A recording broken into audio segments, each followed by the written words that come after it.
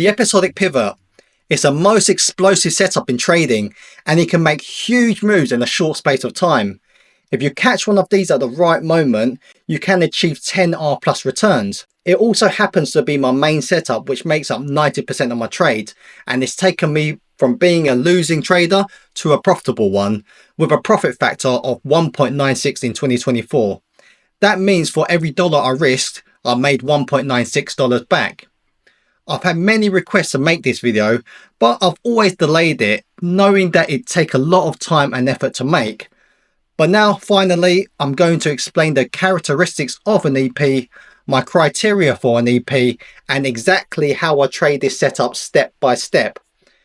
This is going to be a long one, so grab a coffee, get comfortable, and pay attention as I'll talk you through the most exciting and powerful setup, episodic pivots.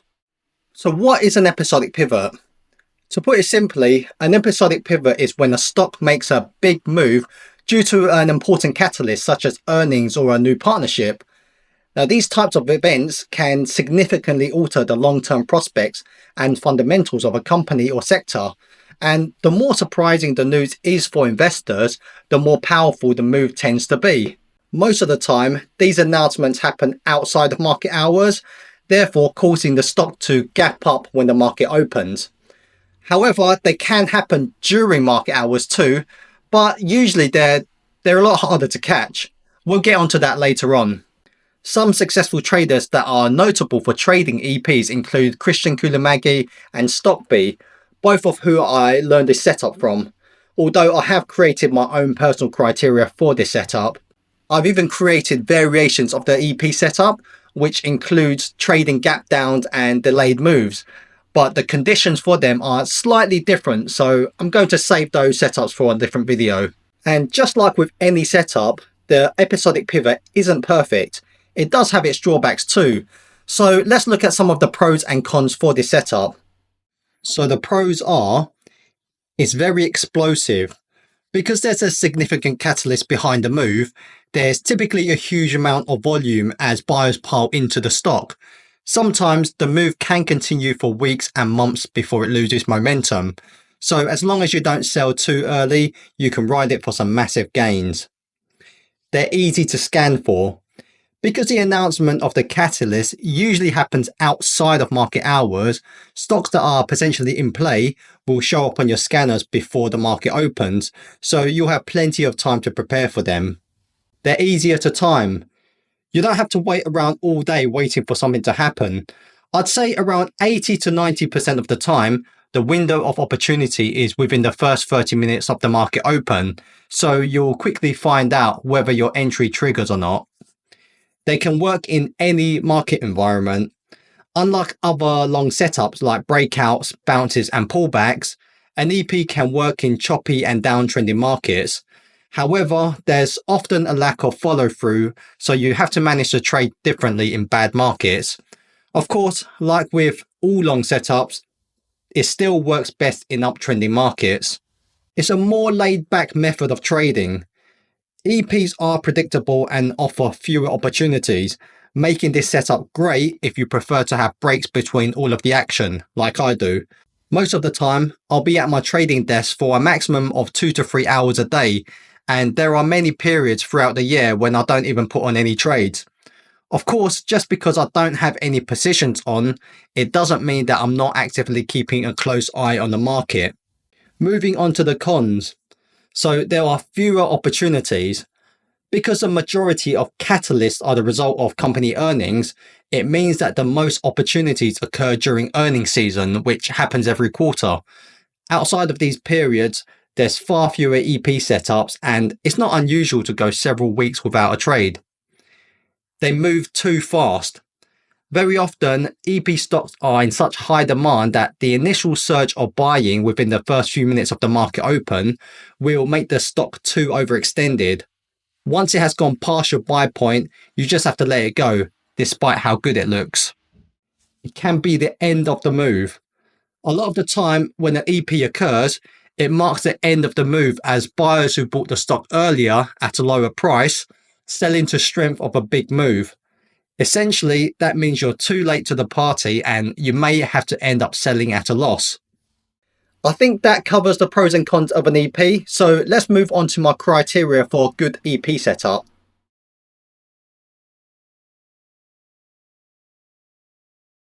So what makes a good EP? You can't just buy any stock that gaps up on huge volume because a lot of them will fail.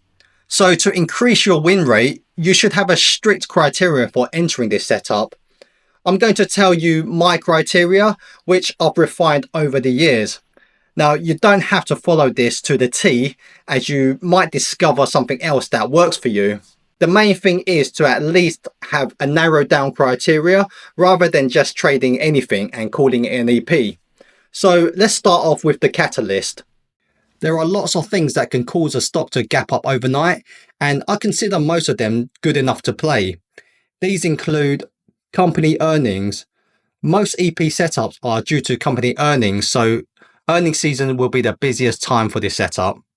Many traders, including StockB, won't play an earnings EP unless the company beats their earnings. For me personally, the numbers don't really matter and I'll play it provided the stock meets all my other requirements. However, if the earnings are superb, I'll usually aim to enter sooner rather than later. We'll get onto the entry later on. Positive guidance. Sometimes a company will release some positive news in relation to their financials, which lets the public know what to expect with their future earnings. This information can trigger a wave of buying and analyst upgrades. Analyst upgrades. When a company gets upgraded by one or more analysts at an institution like Bank of America or JP Morgan, this also attracts more buying from institutions and retail investors. However, I found that compared to other catalysts, analyst upgrades usually don't have as much volume behind them. Contracts and partnerships. When a company announces that they've scored a new contract or partnership, this means more revenue and opportunities, and potentially even more contracts and partnerships down the line. Politics and regulations. If the government announces a change in policy or eases some regulations, it usually affects a group of stocks, which could lead to a big move for some of them. New product launch. If the launch of a new product or service is seriously impressive and takes the market by surprise, then this could have a positive effect on the stock's share price. Successful clinical trials. If a biotech company reports positive results from a clinical trial of their drug, this could lead to a surge of buying from investors who believe their drug has the potential to become approved by the FDA and eventually be sold in pharmacies. FDA approvals. When the US Food and Drug Administration, aka the FDA, approves a particular drug, this usually causes a biotech stock to go soaring. Successful clinical trials and FDA approvals can produce some of the most powerful EPs, though many of the moves are short-lived. Outside investments. A major investment by another big company can also increase a stock's share price, but the investment has to be significant to have a longer-term impact. Takeover speculations. When there's a speculation that the company may get bought out by a bigger company, its share price usually rises dramatically.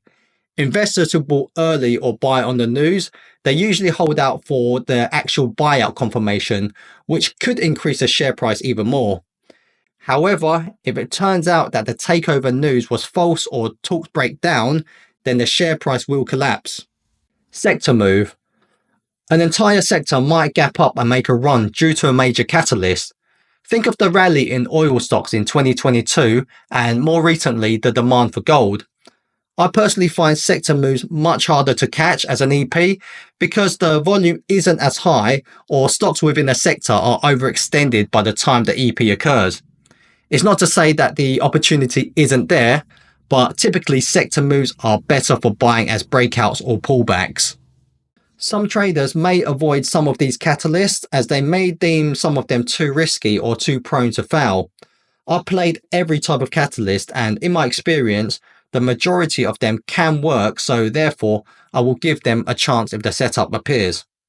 Having said that, there are some catalysts that I have less confidence in or will straight up avoid, and these include stock offering. Sometimes when a company needs to raise money, they'll issue more shares for private and public investors. This ends up diluting the share price, and if there's not enough demand to fill the increased supply of shares, then the stock will fall. Of course, if there's huge demand for the shares, then the stock price will increase. But in my experience, a stock offering doesn't tend to make a great EP. Company takeover. When a company gets bought out, the stock will usually make a huge gap up on massive volume. Don't bother trading this catalyst because you'll find that the stock doesn't move at all. Social media hype. We've seen some stocks go crazy due to general hype on social media, but the majority of times the setup will fail. A random tweet by a famous person isn't going to change the dynamics of a company. So unless there's some huge volume and several other underlying factors at play, then I'd avoid treating social media as a catalyst. Once in a while, you see a stock gapping up on high volume, but you can't find any reason for this move. Perhaps some insiders know something we don't and are buying shares in large volumes. The news then gets announced later on. However, despite how good it looks, if there's no known catalyst, then I'd usually give it a pass. But if you are going to give it a shot, then it's best to only play it in the best circumstances. Uptrending market, great looking pattern, massive volume, etc. I think that just about covers the catalyst, so let's move on to screening for episodic pivots.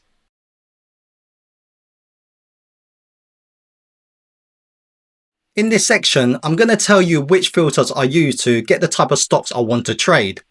Now, these filters have been refined through the years, and what I have now is what I consider to be the best criteria for an EP. I try not to be too strict in my filters because I don't want to miss any opportunities, but at the same time, you need to narrow down your selection. Otherwise, you'd be wasting a lot of time manually going through many crappy stocks. So to screen stocks, I use FinViz and a built-in screener on my trading platform daytrading. You don't need to use two screeners, but I found that FinViz has a much better screener than my trading platform, so I decided to add that to my arsenal too. Let's start off with how I screen stocks on FinViz. I paid for the elite version as it allows me to customize my filters a bit more, but the free version is fine to use too. So for the signal, I have selected top gainers, which brings up stocks that have gained the most at the time you run the scanner. This will constantly get updated throughout the day. Market cap $500 million to $200 billion. Anything less and the company's too small and volatile. Anything bigger and the company's too big for enhanced growth. Price $4 to $1,000. Institutions tend not to invest in lower priced stocks, and I want the power of institutional buying on my side, hence the $4 minimum price filter. If you have a smaller account, you might want to lower the maximum price. Average volume. I want at least 750,000 shares traded per day. With the size I'm currently trading, it just makes it easier to get in and out of stocks. But if you have a smaller account, like under $50,000, then you can trade stocks with lower liquidity. So for the sector, I've ticked off all of the sectors that can produce good EPs, but the best ones are growth sectors.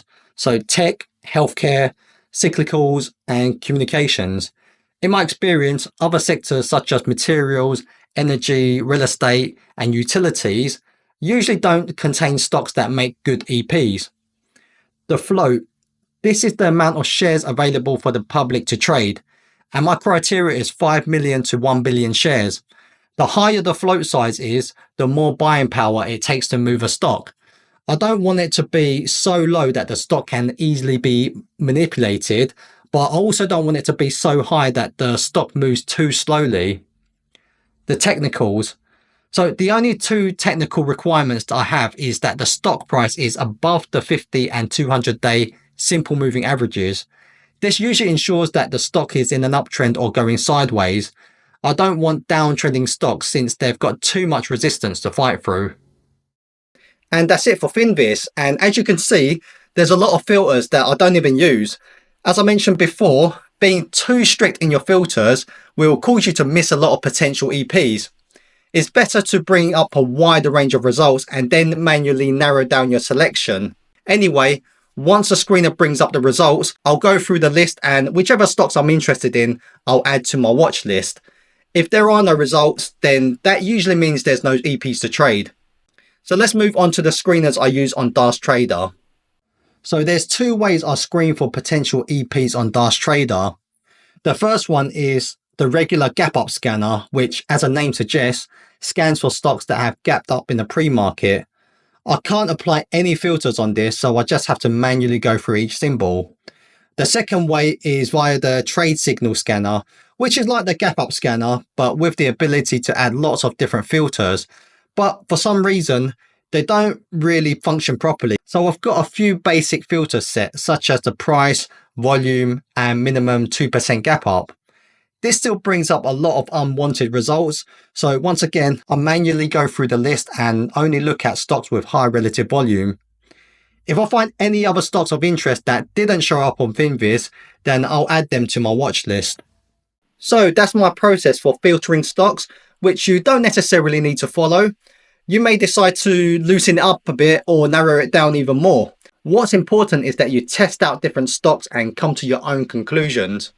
I know this entire process of screening stocks may seem long and tedious, but after doing it for a while, it's actually really straightforward. Every day, I run my scans 30 minutes to 1 hour before the market opens, but you'll need more time if you're not used to the process yet.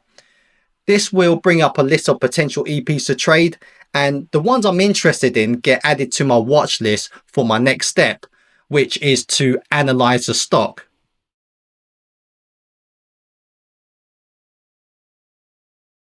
So once I have my watch list ready, I'll analyze each and every stock to see which ones I should keep and which ones I should delete. Please bear in mind that I do all of my stock analysis and charting on a daily time frame. So my analysis involves several things. General stock behavior. If the stock is extremely choppy, has mostly red candles, has lots of gaps or exhibits any other characteristics that I don't like, then right off the bat, I'll usually just delete the stock regardless of how good the catalyst is or how much volume it has. Now, these types of stocks are like someone who's really attractive but has a terrible personality, so it's best to just avoid them. The best types of charts to trade are ones that are relatively stable and predictable. For more on this topic, you can watch my video on which types of stock charts to avoid. EP catalyst. Unless it's earnings, I usually don't know what the catalyst is until I look it up. If it's not a catalyst that I consider to be a good one, then I'll delete it. Earnings. If the catalyst is due to earnings, I'll check the numbers to see how impressive they are.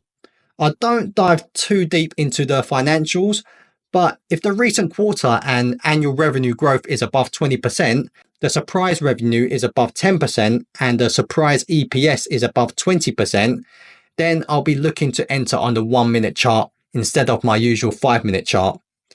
This happens rarely, but when the numbers are that good, the price can accelerate very fast, so you need to be quick. Overhead resistance. The less resistance there is above the stock price, the better. I require the stock to be more or less over 6 months resistance, but preferably 1 year. I color code my resistance level, so a blue line represents at least 6 months resistance, a purple line is at least 1 year resistance, and a green line is the stock's all-time high. Once I have my resistance level set, I can see what kind of battle the stock has to face. For example, if the stock gaps up and there's overhead resistance nearby, then I'll avoid trading it until it breaks through that resistance area. Setting resistance levels require a whole separate video, which I'll cover another time. The behavior of previous EPs.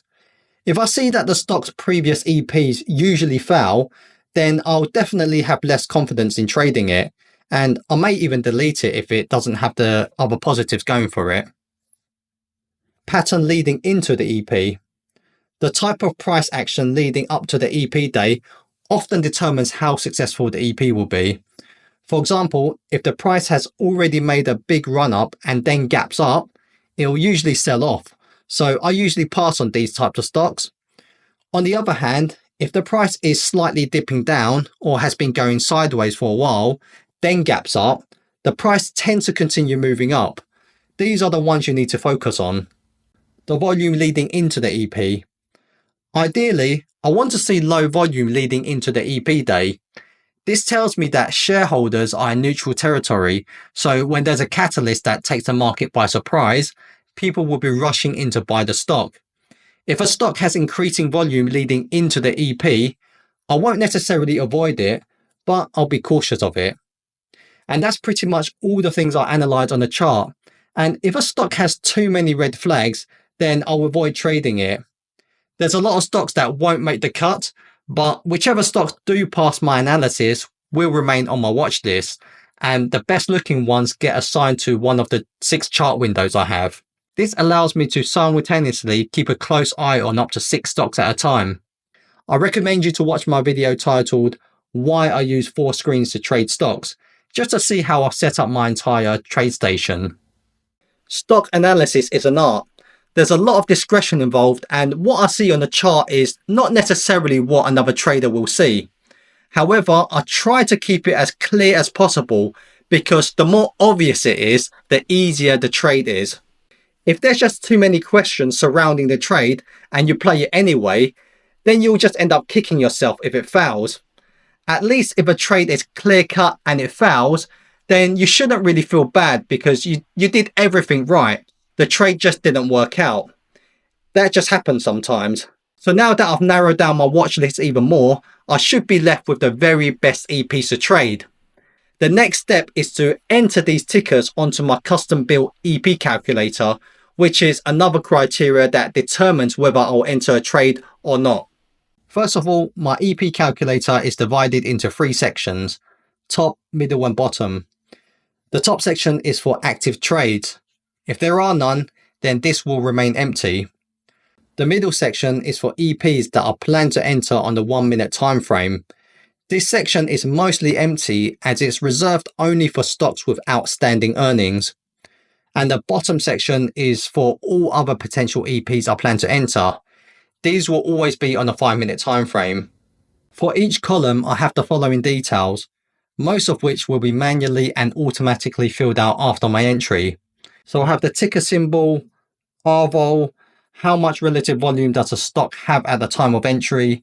This typically needs to be over 400% for me to consider an entry.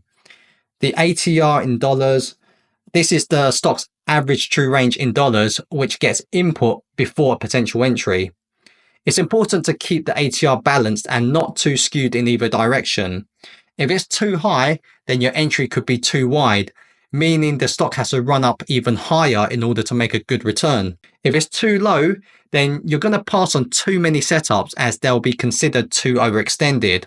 Max stop loss, which is the ATR multiplied by 1.5, this is how far I'm willing to let the stock run before I consider it to be too overextended for an entry. For example, if this number is $10 and the distance between my planned entry to my stop loss exceeds $10, then I'll pass on it. I'll explain more on this when we get onto the entry section. Dollar risk. This is how much I'm risking for this trade, which will more or less be the same amount every time until I decide to size up. Share size. This box automatically calculates how many shares I bought. Entry. This is the price I entered at. Stop loss. This is where I place my stop loss, which will always be just below the low of the day. Stop loss dollar amount. This automatically calculates the difference between my entry and stop loss. This number shouldn't exceed my max stop loss figure. TP/exit. This is where I plan to take partial profits or exit the trade. I can play around with this number and the move and P&L columns will automatically change according to the figure I enter. Move in dollar and percentage. This is the difference between the TP/exit figure and my entry. It tells me how much the stock has to move in order to hit my target. Profit and loss. This is how much I'm expected to make if my TP/exit figure is achieved. Stop loss tightness percentage. This is the figure in my SL dollar column divided by the figure in my max SL column. This just tells me how tight my stop loss is. If it exceeds 100%, then that tells me my entry was too wide. Multiple. This is the risk to reward multiple I should aim for according to how tight my stop loss is, which is based on the preceding SLT percentage column. The tighter my stop loss is, the higher the multiple will be. So if I'm risking $1,000 on a trade and the multiple is 2, then I'll either be taking a partial profit or exiting the trade when I reach $2,000 profit. So that's all the details I have on my calculator, and to be honest, it probably can be narrowed down to just a few headings to make it less confusing, but I'm happy with the way it is for now. And in my opinion, having a calculator for your setups is essential because it just makes the entire trade entry, management, and exit process much faster and more organized. Besides, it's not possible to memorize all of this, especially during the heat of the action and if you have a big watch list. Anyway, let's move on to the next part, which is, of course, entering the trade.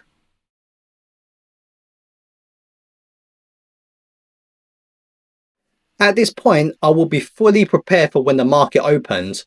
I have my EP watch list, I have the best EPs assigned to my chart windows, and I have my EP calculator ready. I also have my Elgato Stream Deck ready, which is perfect for quick trading commands, and in my opinion, is much better than using hotkeys. You can see my Stream Deck setup in my video titled, "The Stream Deck is the best trading tool." If you're unprepared when the market opens and there's a lot of stock setting up, you're going to be disorganized and scrambling around anxiously, which would lead to mistakes. Trust me, a lot can happen within the first 15 minutes of the market open. So you need to be super prepared and focused. Once the market opens, I'm specifically zoning in on the following 3 things that will determine whether I'll press the buy button or not. So number 1, I'm keeping a close eye on stocks that have over 400% relative volume. Number 2, I'm looking for a tight spread, ideally below 0.5% of the stock price. If the spread is over 1%, I won't enter unless the spread tightens up. Number 3, I'm looking to see whether the stock is still within its buying range. So if it's wider than my max stop loss allows, then I'll usually pass on it. If the stock passes these criteria, then I'm buying on the high of the day breakout, either on the 1 minute or 5 minute time frame. That's basically when the price surpasses the highest price of the day. So if I'm trading on a 5 minute time frame, I'm waiting for the first candle to close and then waiting to see if the price can break above the highest point of that first candle. It could break above it on the very next candle, it could take 30 minutes, or the stock could sell off and never break above it.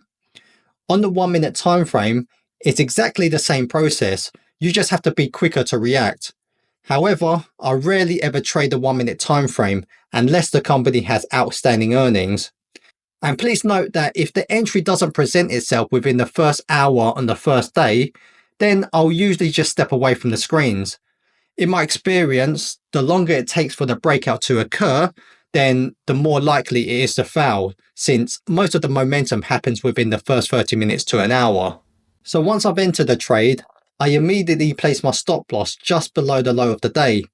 I then enter all the remaining details of it onto my EB calculator. So it's relative volume, my entry price, my stop loss price, and my take profit target. Also, I usually write down a brief sentence on my thoughts behind the trade. Okay, so now that my entry is done, let's move on to the next part.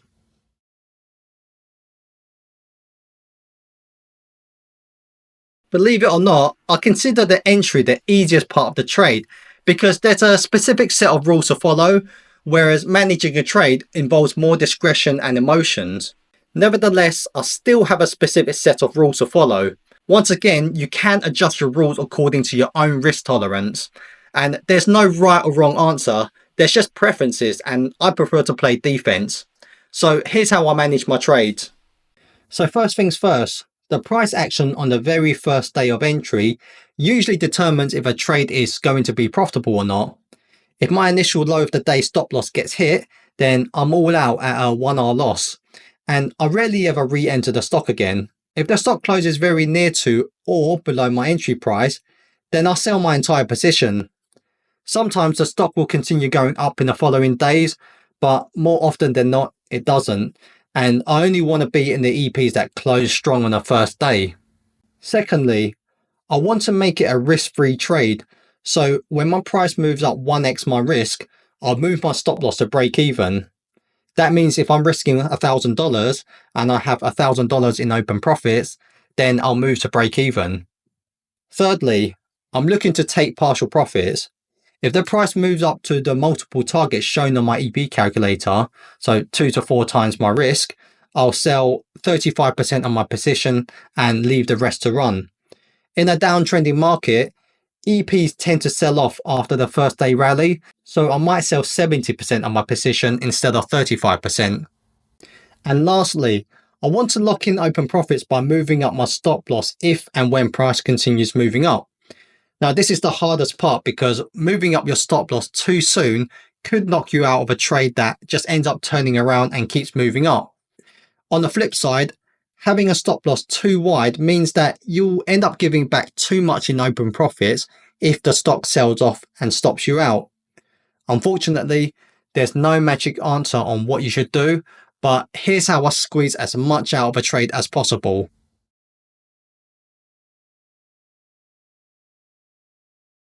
When I'm in a trade and it's going in my direction, I'm always looking to ride the stock as high as possible without giving back too much gains. This is tough because the higher it goes, the more you just want to sell the stock since there's always the fear that the stock is going to crash. It's this fear that has caused me to sell too early on a few big runners that would have made me over 10R. Nevertheless, I have 3 trailing stop methods that are reliable enough to ensure I squeeze the most out of a trade. I use all 3 in conjunction with each other and in accordance with the stock behavior.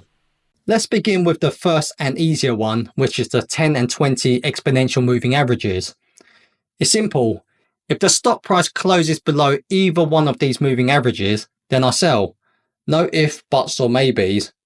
The 10 EMA sticks closer to the price, and I use this for when the price is moving up really fast, while the 20 EMA is better suited for stable and steady trends. The EMA you use doesn't really matter. It could be the 921 or 1226 EMA, as long as you have 2 short-term EMAs to track the speed of the stock price. In the case with CLS, it has an earnings EP on 24th October 2024, and it makes a decent run for a few months. And for the most part, it has a steady uptrend, so I'd be aiming to sell my position if it were to close below the 20 EMA, which doesn't happen until the 31st December 2024. As you can see, it goes parabolic after and then makes a huge gap down on 27th Jan 2025. This was due to the DeepSeek news that triggered a wider market sell-off, particularly in tech stocks. If you still had a position at this point, then surely this gap down would have been the cue to exit. My next method of trailing a stop loss is by moving my stop loss below the most recent high or low. This is a lot trickier because you have to use your own discretion to identify where the high or low is. Sometimes it's obvious, other times it's not. I usually use the high or low stop loss method, particularly for stocks that are getting overextended from the EMAs, but have not yet gone parabolic. In order to be classed as a high or low, a stock that's uptrending needs to pull back for a few days and then break above its most recent high, essentially creating a U-shape. When this formation is completed or near to completion, then I'll move my stop loss below it. Taking a look at AVPT, it has an EP which goes up for a few days, then it goes sideways for a few days, breaks and closes above its most recent high. It's completed its high or low formation, so I'd move my stop loss to below the high or low. Then it repeats a similar pattern, going up for a few days, pulls back, then goes up again, creating a U-shaped high or low. It's worth noting that during this pullback, the volume is a lot higher than its average, which is not really a good sign. Following this high or low, it fails to create another stair step higher, and not only does it eventually trigger your high or low stop loss, but it also closes below the 10 and 20 EMA. In an ideal world, the pullback should be shallow and on low volume, lasting only a few days to a week. But stocks are not picture perfect, so you'll end up seeing pullbacks that are choppy, steep, or go sideways for longer than expected. Taking TVTX as an example, after its EP day, it makes a clean high or low, continues going up, and there's an instance where you might recognize a high or low formation. However, if you were to move your stop loss up for this, you'd be stopped out only for the stock to blast higher. These are the types of pullbacks that are harder to identify, and once again, there's no magic answer. You just have to use your own discretion to decide where and when you move up your stop loss. And lastly, if a stock goes parabolic, I'll move my stop loss to the stock's low of the day, because if you wait for the EMAs or higher low to determine your stop, you'll usually have to give back too much in open profits, and it's personally not worth the risk. So how do I determine at which point the stock is going parabolic? Some signs include the price is getting really overextended from the EMAs, really long candles are being formed with increasing volume, consecutive gap up days, consecutive green days without a pullback on the daily chart. When these things happen, it's obvious that more and more buyers are piling into the stock for whatever reason. And you need to make sure you're not stuck holding the bag when it eventually crashes. An important note for parabolic stocks is that if I reach a high return multiple within a short space of time, for example, if the stock goes parabolic and I'm at a 7R profit, then I'd usually be looking to sell into strength. Maybe not the entire position, but most of it. I really believe that it's wise to lock in profits when a stock has run up so much. Let's take SMCI as an example. It gaps up on an EP and makes a super strong rally for several weeks. At the beginning of this rally, I'd be using a higher low stop loss since it's already getting a bit overextended from the EMAs. But then towards the end of this rally, it gaps up 2 days in a row on huge volume. This is when I'd be really cautious since it could dump at any moment. At this point, I'd be looking to take partial profits, maybe sell 70 to 80% of my position, and then move my stop loss to the low of the day. We get one last green day before the stock gaps up again and triggers a huge sell-off, stopping you out in the process. Of course, you're always going to miss out on some gains, but you can rarely ever time the top. It's practically impossible. The most you can do is to capture a bulk of the move, and if you could do that every single time, then you'd be an extremely profitable trader. And that about covers my trade management. Now, it might seem complicated, but it's a process I've adapted to, and I recommend that you create your own personalized system that you're comfortable with.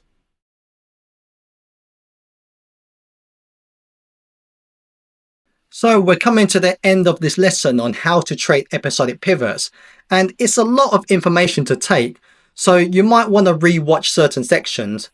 However, you won't really understand it fully until you put on some real trades.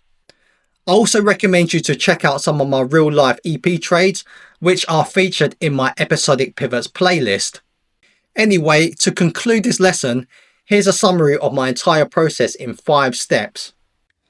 Step 1. I run my stock screeners 30 minutes to 1 hour before the market opens, which will bring up a list of potential EPs to trade. Step 2. Stocks that I'm interested in get added to my watch list. Step 3. I analyze all the stocks on my watch list, do my calculations and narrow down the list even more. Step 4. Some of the remaining stocks will be assigned to one of my 6 chart windows. These are the ones I'm keeping a close eye on for potential entries. Step 5. Whichever stocks I play, I'll fill out the rest of my calculations for and then manage my positions. And that's it. This is the longest video I've done so far, and it's taken me absolutely ages to put together. So if you learned something new from it, just hit the like button and subscribe for more swing trading tips. Also, if you have any questions about episodic pivots or trading in general, just leave it in the comment section below and I'll get back to you. Many thanks for watching, and I shall see you in the next video.